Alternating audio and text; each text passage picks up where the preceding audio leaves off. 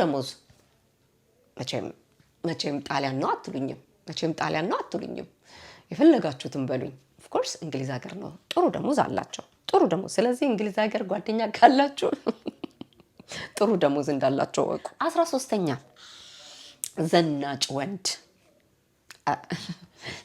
ወንድ ሁለቱም ዘናጮች ናቸው የጣሊያንም ወንድ ዘናጭ ነው የእንግሊዝም ወንድ ዘናጭ ነው ትንሽ የእንግሊዝ ወንዶች ግን ቁመታቸው ይሄ ኮታቸው ሸሚዛቸው ቂቅ ማለታቸው ምናምን ወይኔ ወደነቱ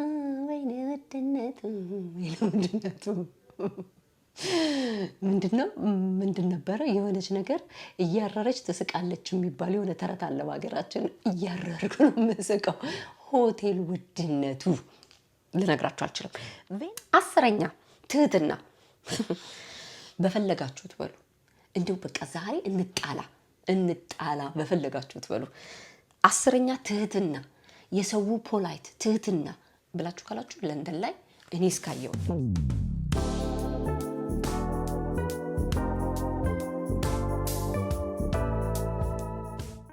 ልቅም ተደርገው የተሰሩ የሸማኔ ጋቢዎች በላብራቶሪ ቴስት ጥራታቸው የተመሰከረላቸው ፈርስት ግሬድ ኦርጋኒክ ሺያ በተር እንዲሁም ካስተር ኦይል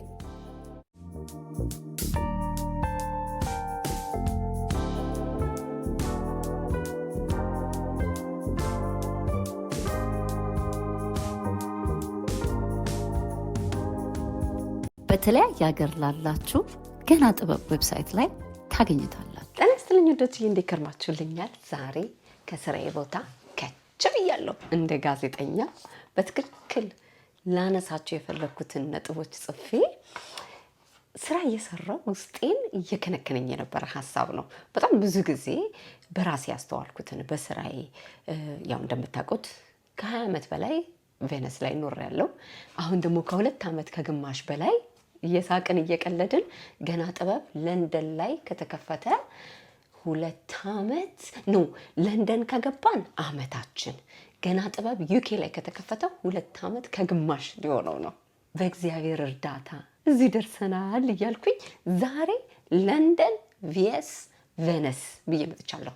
ለንደን ወይንስ ቬነስ በሚለው ቪዲዮዬ ይህንን ሀሳብ ስጽፍ ይህንን ኮንተንት ክሬት ሳደርግ እንዴት ደስ እያለኝ ኮንተንቱን ክሬት እንዳደረኩት ልነግራችሁ አልችልም። ብዙ ጊዜ ኮንተንት ክሬት ስናደርግ ከህይወታችን ጋር ከራሳችን ጋር የተገናኘ ሲሆን የሚሰጠን ደስታ የሚሰጠን ሳትስፋክሽን ልነግራችሁ አልችልም እና በጣም ብዙ ጊዜ የማካፈላችሁ ከራሴ ተሞክሮ በቃ በራሴ ላይ ካሳለፍኩት ነው ሼር ማድረጋችሁ። ለዛ ነው በቃ ደስ እያለኝ እያጣጣምኩት እንደነዚህ አይነት ቪዲዮዎች የምሰራውና እስከ መጨረሻ ድረስ አዳምጣችሁ የእናንተን አመለካከት ኮሜንት ላይ ጻፉልኝ።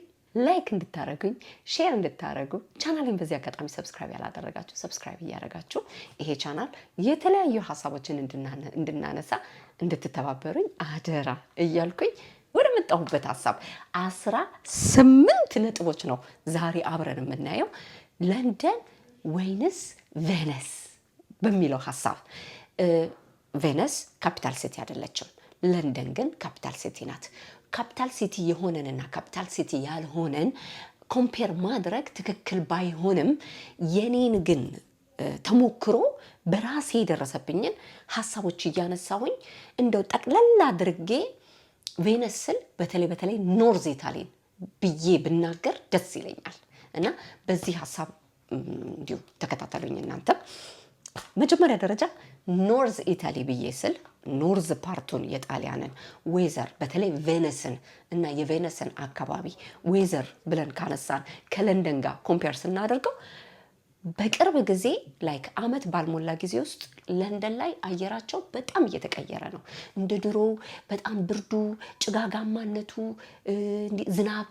ዝናብ የሚለው ነገር በጣም እየተቀየረ ነው። ወራስ በተቃራኒው እኛ ጋር ደግሞ ቬነስ ዝናብ ባለፈው ዓመትም እንደዚህ ነበረ። እንደው ስፕሪንግ ጸደይን ወቅት ሳናየው ነው ያለቀብን። አትክልቶች ተበላሽተውብን፣ አበቦች ተበላሽተውብን፣ ምክንያቱም በጣም ኃይለኛ ዝናብ ይዘንብ ነበረ። በተቃራኒው ለንደን ላይ ደግሞ በጣም ደስ የሚል ፀሐይ ነበረ።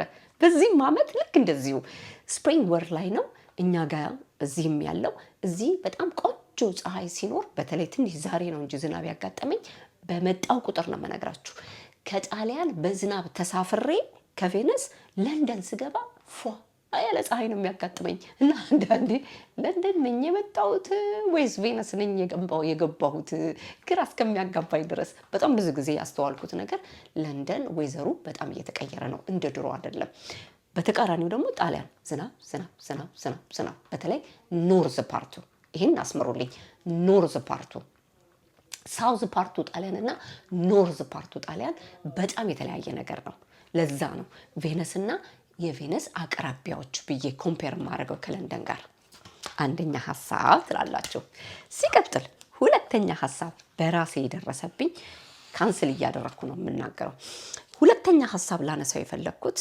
ሆቴል ኤክስፔንስ የሆቴል ወጪ በለንደን ላይ ወይኔ ውድነቱ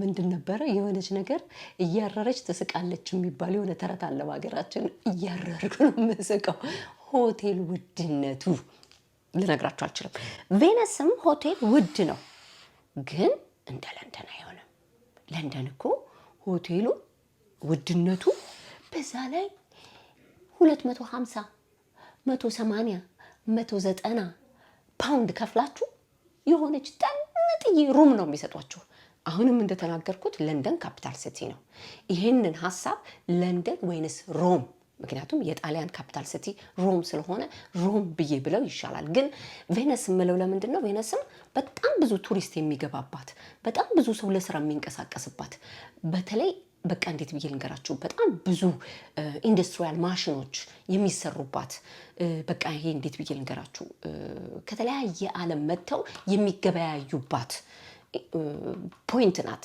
ስለዚህ እሷም አትቀልድም ቬነስም አይቀልድም በቱሪስትም ብሎ አይቀልድም በቢዝነስም ብላችሁ ብትሉት በጣም ኃይለኛ የጣሊያን ሞተር ያለበት የቢዝነስ ኤሪያ ነው ለዛ ነው ይሄንን ነገር የምናገረውና ለንደን ሆቴል በጣም ኤክስፔንሲቭ ነው ከመናገራችሁ በላይ በጣም በቃ ሴንስ የማይሰጥ ተቆጣጣሪ የላቸውም ወይስ ከሚባል ድረስ በእውነት በጣም በሁለት ዓመት ከግማሽ ኤክስፒሪየንስ ያየሁት ለንደን ላይ ሆቴል የትዬ አለሌ ኤክስፔንሲቭ ነው ሆቴል ካልኩኝ አይቀር ሶስተኛ ሐሳብ ማነሳው የሆቴል ጽዳት በጣም ትልቅ ችግር አለ በተለይ ተጠንቀቃችሁ ለንደን ላይ ስትመጡ ሆቴል ስትመርጡ ኤሪያ ተጠንቀቁ የሆቴሎቹን ስም ተጠንቀቁ ጣሊያን በተለይ ቬነስ በተለይ ኖርዝ ኢታሊ ሆቴል ስትይዙ ጽዳት ያለ ሆቴል ነው የምታገኙት ትከፍላላችሁ yes obvious ትከፍላላችሁ እንደ ለንደን ባይሆንም ግን ጽዳት ጣሊያን አትታማም የሆቴል ጽዳት የምግብ ጽዳት የሬስቶራንት ጽዳት የኢንተርናል የውስጥ ላይፍ ጽዳት ጣሊያን ቶፕ ናት አጋነንሽ እንዳትሉኝ ጸዴ በጣም ጣሊያን አንደኛ ቦታውን ትይዛለች ኖርዝ ፓርቱ እንደነገርኳችሁ ቬነስ ኤሪያ ላይ የትኛውም ሆቴል ጉራጉምቦ ሆቴል ብታርፉ ጽዳት ያለ ነው ውስጡ እንከን የማይወጣለት ጽድት ፍረዱኝ አራተኛ ፖይንት ማነሳው ምግብ የምግብ ጣዕም ብዬ ልበለው ምግብ ጣሊያን በአለም ላይ በጣም የታወቀች ናት በምግብ ጣዕም በጣም መረሳት የሌለበት ነገር ግን ለንደን ላይ የተለያየ አገር ህዝብ ምግብ የሚገበያይበት ቦታ ስለሆነ የምግብ ጣዕማቸው እና የምግብ አይነቶች በጣም ብዙ አሉ ጣዕማቸውና የምግብ አበሳሰል ዘይቤያቸው በብርሃን ፍጥነት እየተቀየረ ነው ድሮ እንግሊዝ ሀገር ሲመጣ ለንደን ላይ ፊሽ ኤንድ ቺፕስ እየተባለ የሚቀለደው ተረት እየሆነ የመጣበት ሰዓት ነው በዚህ ሰዓት ለንደን ላይ ጽድት ያለ ምግብ ትበላላችሁ በጣም ደረጃ ነው ማውራላችሁ ጣሊያንስ ብላችሁ ካላችሁኝ የጣሊያን ምግቦች ስትበሉ የራሳቸውን ቲፒካል ምግቦች ቲፒካል ፉዶች ስትበሉ ያኔ ቆንጆ ምግብ ትበላላችሁ ግን በጣም ግን አትክልት በሉ አሳ በሉ፣ ስጋ ጣዕም በሉ። ለንደን ላይ በጣም ቆንጆ ስጋ አለ። እንግሊዝ ሀገር ቆንጆ ስጋ አላቸው። ጣሊያን የቶስካን ኤሪያ ነው ቆንጆ ስጋ ያላቸው። ከዛ በተረፈ ግን ከሌላ ሀገር እየመጣ ነው በስጋ ጥራት፣ በወተት ጥራት። ወተት እንዴ ወተት እዚህ ሀገር ትቀልዳላችሁ? ወተታቸው በጣም በጣም በጣም ቆንጆ ነው። በጣም በእውነት እኛ ጋር ወተት ውሃ ነው የሚለው። ቅባቱን ያወጡታል። ብቻ በተለያየ ምክንያት ምግብ ጣዕም ብለን ካለን ለንደን በብርሃን ፍጥነት እየተቀየረች ነው። ጣሊያን የኢኮኖሚ ክራይሲሱ የኑሮ ውድነት ምግብ ጣዕሙ ላይ ትንሽ እየወረደብኝ መጣ። 20 ምናምን ዓመት የኖርኩበት ሀገር ነው። ጥንቅቅ አድርጌ ያውቀዋለሁ። ወጣ ብላችሁ ስትመጡ ግን ብዙ ነገር ትንሽ ወደ ታች እየወረደብኝ ነው። የምግብ ቫራይቲ በአምስተኛ ደረጃ የተለያየ አይነት ምግብ፣ የተለያየ አገር ምግብ የምታገኙባት ለንደን። አይ ዶንት ቲንክ ሮም ብንሄድ ይሄን ሁሉ የተለያየ ሀገር ምግብ በለንደን ልክ የምናገኘው። ምክንያቱም እዚህ ሀገር ለንደን ላይ ሰዎች ውጪ በጣም በብዛት ይበላሉ። ጣሊያን በብዛት ውጪ አይበሉም። የሚበሉት ሐሙስ፣ አርብ፣ ቅዳሜ፣ እሁድ ሁሉም ቤቱ ነው። ሰኞ ሁሉም ቤቱ ነው።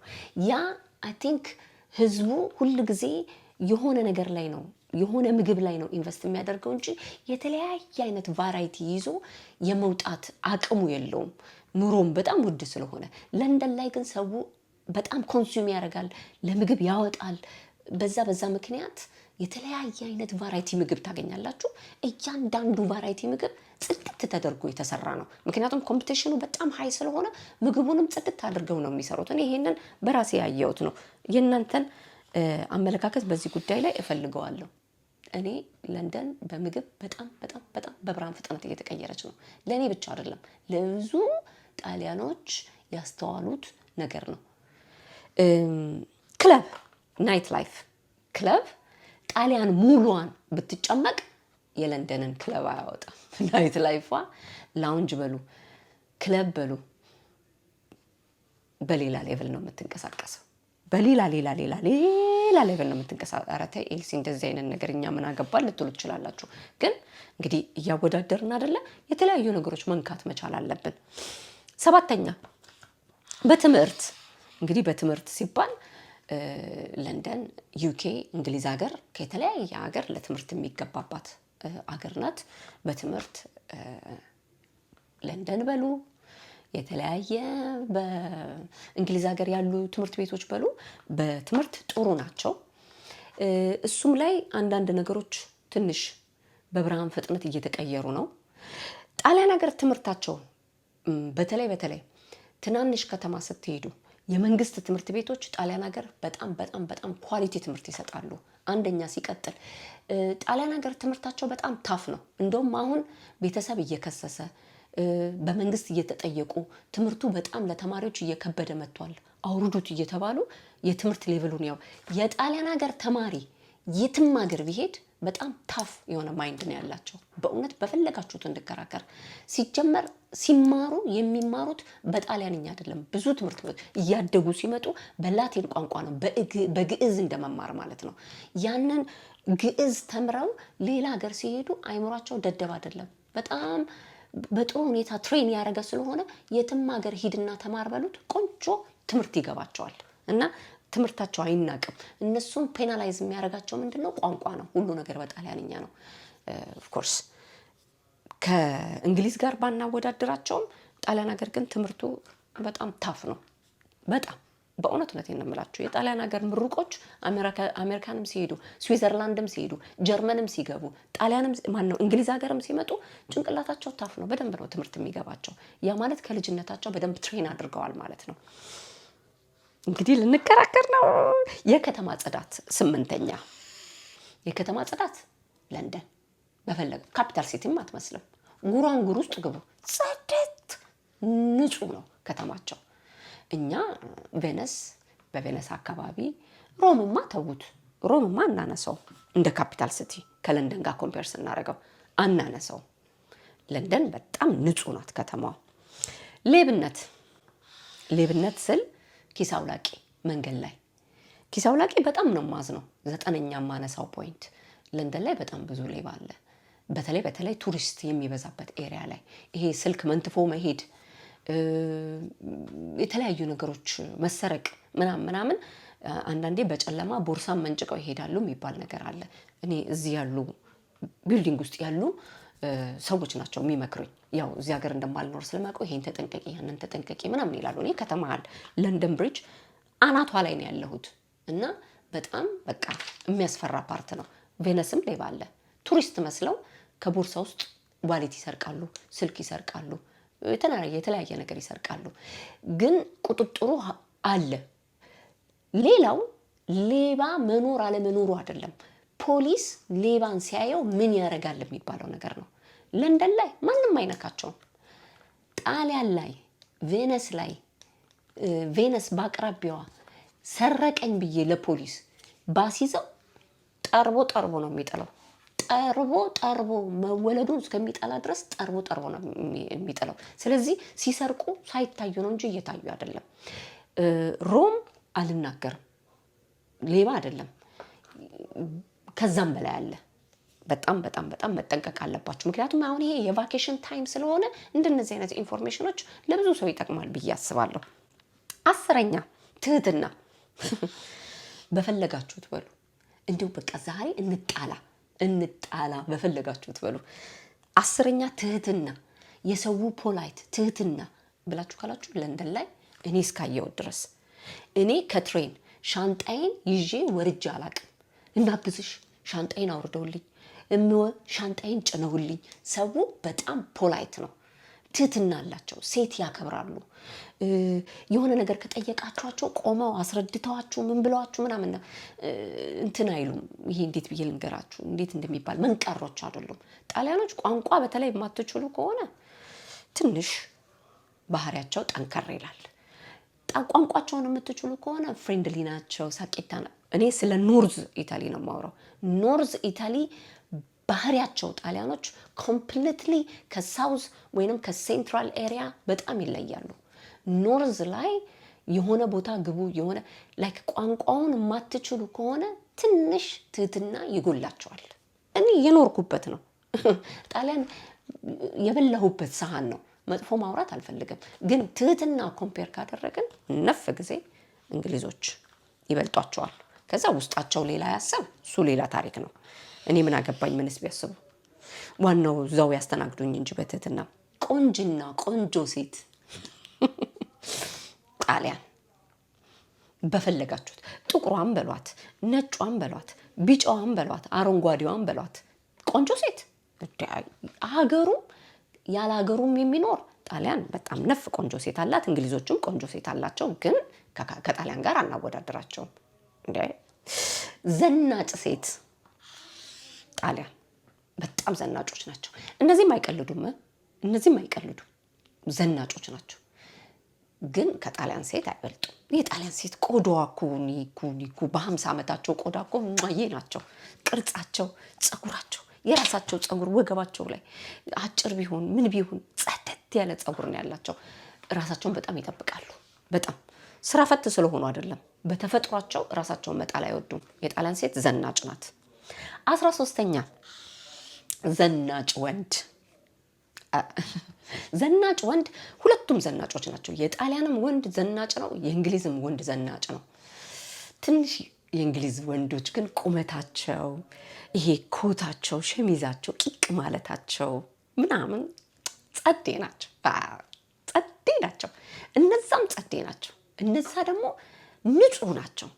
የጣሊያን ወንድ ንጹህ ነው። በቃ ንጹህ። ይሄ ልብሳቸው የላይ የታይታ አይደለም፣ ውስጡን ለቄስ አይደሉም። አይ ንጹህ ናቸው። በንጽህና አይታሙም። እንግሊዞች ንጽህና ላይ ጥያቄ ምልክት። ንጹህ ናቸው፣ ግን ከጣሊያን ጋር ኮምፔር አናረጋቸውም። ግደሉኝ ዛሬ ግደሉኝ። 14ኛ ታክስ። ከጣሊያንና ከእንግሊዝ ሀገር በአጠቃላይ በፈለጋችሁትም በሉ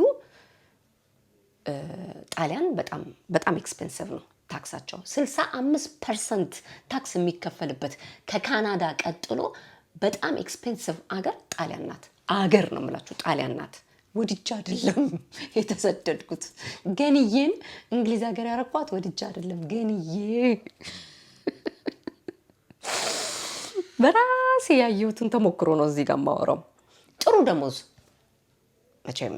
መቼም ጣሊያን ነው አትሉኝም። የፈለጋችሁትን በሉኝ። ኦፍ ኮርስ እንግሊዝ ሀገር ነው ጥሩ ደሞዝ አላቸው። ጥሩ ደሞዝ። ስለዚህ እንግሊዝ ሀገር ጓደኛ ካላችሁ ጥሩ ደሞዝ እንዳላቸው ወቁ። ጥሩ ይከፈላቸዋል። በሰዓት ቆንጆ ይከፈላቸዋል። እልል ብለው ነው የሚከፈላቸው። ድሆች አይደሉም። ኳሊቲ ላይፍ እንከራከር። ኳሊቲ ላይፍ ጣሊያን ይኸውላችሁ፣ ብር አይደለም ኳሊቲ ላይፍ የሚያስኖረው፣ ያኗኗር ዘይቤው ነው ኳሊቲ ላይፍ የሚያስኖረው። ጣሊያን ኳሊቲ ላይፍ ይኖራል። ኪሳችን ባዶ ነው፣ ግን ጽድት ያለ ምግብ በልተን፣ ጽድት ያለ ቤት ውስጥ ኖረን፣ ጽድት ያለ ቦታ ታክመን እንኖራለን።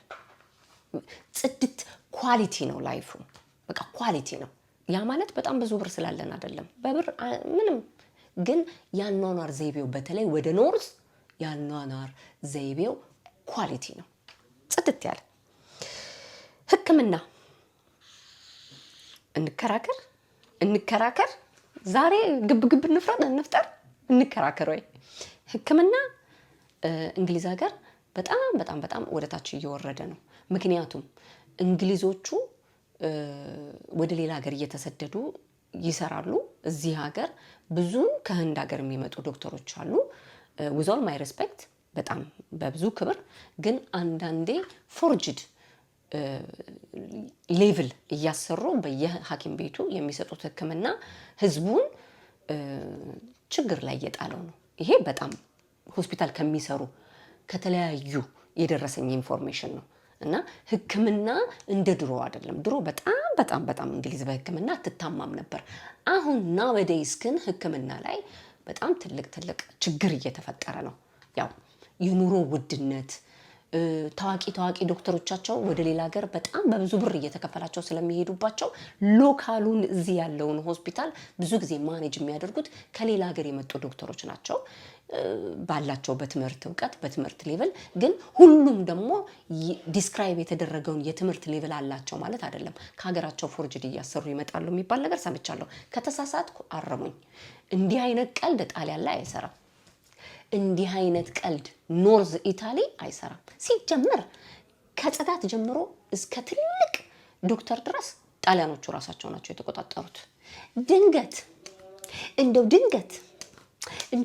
ተፈቅዶለት የሌላ ሀገር ዜጋ ሐኪም ቤት ውስጥ ከገባ፣ ሕክምና ዙሪያ ከገባ ጂኔስ አይደለም ከዛም በላይ በቃ ከነሱ እጥፍ ድርብ ሊበልጣቸው ይገባል። ያንን እድል እንዲሰጡት ያው ታውቃላችሁ፣ ሁሉም ነገር በራሳቸው ማኔጅ ስለሚያደርጉት ለሌላ አገር ዜጋ በር ስለማይከፍቱ በዛ ምክንያት የሌላ ሀገር ዜጋ መጥቶ እንደፈለገ ሐኪም ነኝ ማለት የሚችልበት አይነት አትሞስፌር ስለሌለ ሕክምናው ጽድት ያለ በራሳቸው ዜጋ ቁጥጥር ውስጥ ያለ ነው። በጥንቃቄ ነው የሚያክሙት። ይሄ በጣም ሕክምናውን ጥሩ ሌቭል እንዲኖር በተለይ አሁንም በድጋሚ ደግማለሁ፣ ኖርዝ ኢታሊ ሕክምና በጣም ጥሩ ነው። ሕክምና የመጨረሻ በጣም ያስተዋልኩት ሾፒንግ ለንደን ላይ ከከፈላችሁ የማታገኙት ነገር የለም። የምንም አገር ምርት ስታንዳርዱን በጠበቀ ኳሊቲ ጽድት ያለ ስኪን ኬር በሉ፣ ሄር ኬር በሉ፣ ልብስ በሉ፣ ሽቱ በሉ፣ ምን በሉ ጽድት ያለ እቃ ታገኛላችሁ ከከፈላችሁ። ሾፒንግ ጥቃቅን ቡቲኮች ጣሊያን ላይ ስቲል አሉ፣ ሬዚስት ያደርጋሉ የላይፍ ውድነቱን ያለውን ታክስ ሲስተም። ሰውም እየደኸየ መጣ እንደ ድሮ በደንብ 30 ሺህ ነገር አይገዛም። ያለውም ደግሞ ወጣ ብሎ ሾፒንጉን አጧጡፎ ነው የሚመጣው። ከሰው አይን ያውጣኝ ብሎ ነው የሚኖረው። ጣሊያን ይኙኝ አይወድም። በባህሪያቸው ይኙኝ አይወዱም። ትንሽ ቢኖራቸውም ሰብሰብ ብለው ነው የሚኖሩት። ያ ሱቆች እንዲጎዱ ያደርጋል። እኔ 20 ዓመት ኖሬባታለሁ። ድሮ ብር ይዤ ወጥቼ ምኑን ገዝቼ ምኑን ትቼው እንደምመጣ ግራ ገብቶኝ መምረጥ አቅቶኝ ነበር የምመጣው ሾፒንግ። አሁን ብሩን ይዤ ወጥቼ ይዤ የምገባበት ጊዜ አለ። የምገዛው አጥቼ ድግምግሞሽ ያየሁት ነገር ነው። አሁን የሚጠሩት ብር ብዛቱ ልብሱን ደግሞ እቃውን ደግሞ ስታነሱት ምናምን ነገር የሆነ በቃ ምናምን ትላላችሁ። አሁንም ይሄንን የምናገረው ኖርዝ ኢታሊ ቬነስ እና በቬነስ ዙሪያ እንደ ድሮ አይደለም። ትንሽ ኑሮ ውድ የሆነ ሰው ብር እንደ ድሮ ማውጣት ሲያቀተው ሱቆችም ያላቸውን እቃ መቀነስ አይነት ነገር አለ። እኔ እዚህ እቃ ለመግዛት ዞር ብዬ የጣሊያን ብራንድ በሉ የፈረንሳይ ብራንድ በሉ በቃ በዓለም ላይ ሊደር የሆኑ ብራንዶች በሙሉ በፈለጋችሁት ሳይዝ፣ በፈለጋችሁት ከለር፣ በፈለጋችሁት ቫራይቲ ክፈሉ እንጂ ታገኛላችሁ። በቃ እናንተ ብቻ ክፈሉ። እቺ ትኑሯችሁ የፈለጋችሁትን ገዝታችሁ መግባት ትችላላችሁ።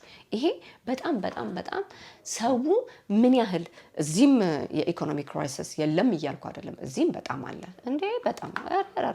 በጣም ብዙ ለውጥ አለ። ኑሮ ተወዶባቸዋል። ስራ ቀዝቅዞባቸዋል።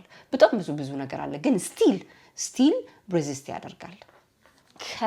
እንዴት ብዬ ልንገራችሁ? የአባይ ልጅ ውሃ ጠማት እንደማለት ነው። እኔ ጣሊያን ሀገር ዞር ብዬ ጉቺ፣ ፕራዳ፣ ሚው ፌንዲ የጣሊያን በዓለም ላይ ሊደር የሆኑ ብራንዶችን እንደፈለግኩኝ መግዛት ካቃተኝ እነዛም ብራንዶች እንግሊዝ ላይ መጥቼ የማገኛቸው ከሆነ የሆነ ነገር አለ ማለት ነው አይደለ እንዴ? ምክንያቱም በአገሩ ነው እንጂ ላገኘው የፈለግኩትን ከለር የሚገባኝ ኦርደር አድርጌ ይመጣልሻል መባል የለብኝም። እዚህ ግን ገብታችሁ ከፈላችሁ፣ ገዛችሁ፣ ዋጣችሁ። ይሄንን ነው ያስተዋልኩት። እና እንደዚህ ካወዳደርሽማ ይሄን ሳትናገሪ ብላችሁ የምትሉትም ኮሜንት ላይ ጻፉልን። እንዝናናበታለን፣ እናስተውልበታለን። አሁንም ደግሞ ቫኬሽን ወቅት ላይ ስለሆነ ወደዛ ስንል ለካስ እንዲህ ነው እንዴ እንድንል ይረዳናል በማለት በእንደዚህ አይነት ቪዲዮ መጥቻለሁ። ስለተከታተላችሁኝ ከልብ አመሰግናለሁ። አጋጣሚ የእናንተን አመለካከት የእናንተን አስተያየት ኮሜንት ላይ ጻፉልን። ቻናሌን ሰብስክራይብ ያላደረጋችሁ ሰብስክራይብ እንድታደርጉ አደራ እያልኩ በሚቀጥለው ኢትዮ ኤልሲ ላይፍስታይል ላይ ጠቃሚ በሆኑ እያዝናኑ በሚያስተምሩ በተለያዩ ቪዲዮዎች እስከምንገናኝ ተባረኩልኝ።